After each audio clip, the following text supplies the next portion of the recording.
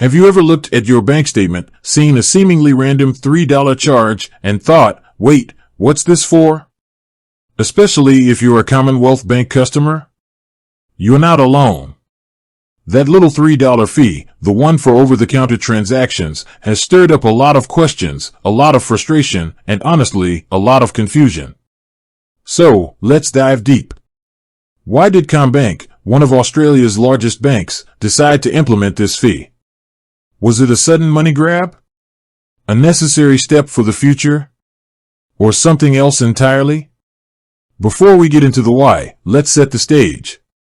We're talking about a fee applied to transactions conducted with a teller inside a branch. Think depositing cash, withdrawing funds, or even just asking for a balance inquiry. Now, in a world increasingly dominated by digital banking, apps, and online portals, the idea of going into a physical branch might seem almost archaic to some. But for many, especially those who prefer face-to-face service, those who struggle with technology, or those who simply need to handle complex transactions, the branch remains a crucial part of their banking experience. And that's where the $3 fee comes into play. It's not a new concept, of course. Other banks have implemented similar fees in various forms. But CommBank's decision, given its size and reach, sparked a particularly strong reaction. Why? Because it touched on a fundamental shift in how we interact with our banks. A shift from traditional, in-person service to a more automated, digital-first model. So, let's break down the reasons CommBank has given for introducing this fee. The first, and perhaps most prominent, is the cost of maintaining physical branches. Running a network of branches isn't cheap. You've got rent, staff salaries, security, utilities, and a whole host of other operational expenses. And as more and more customers move to digital banking, the foot traffic in branches decreases. This means fewer transactions are being processed, but the costs remain relatively fixed. CommBank argues that the $3 fee helps to offset these costs, ensuring that they can continue to offer branch services to those who need them. Think of it as a user pays model. If you're utilizing the branch, you're contributing to its upkeep. If you're primarily using digital channels, you're not burdened with the extra expense. The second reason is to encourage the adoption of digital banking. CommBank, like many other financial institutions, is heavily invested in its digital platforms. They've poured resources into developing user-friendly apps, robust online banking systems, and a range of self-service options. By making in-branch transactions slightly less convenient, they're subtly nudging customers towards these digital alternatives. Why this push for digital? Well, digital banking is generally more efficient and cost-effective for the bank.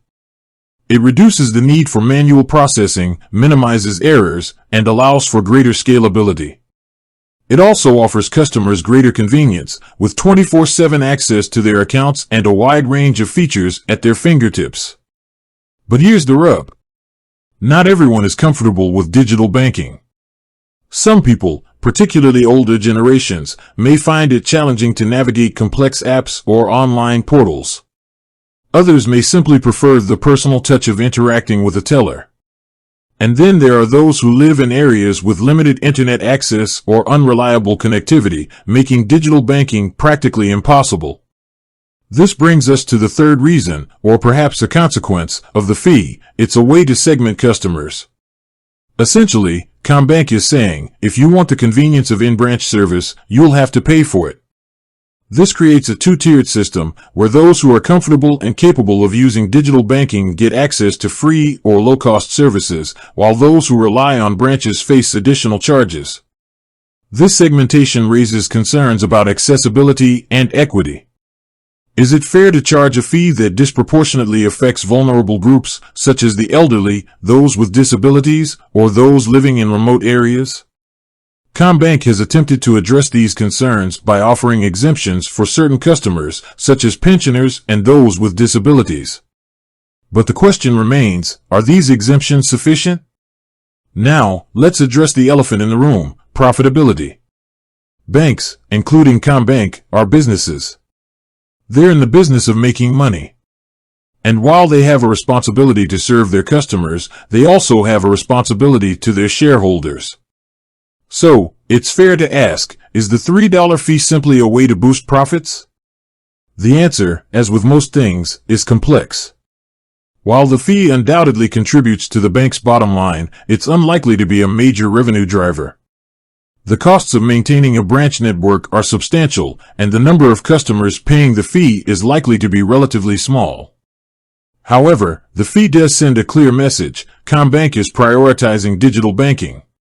It's signaling that the future of banking is online, and that customers need to adapt. This message, while perhaps necessary from a business perspective, has been met with resistance from some customers who feel that their needs are being overlooked.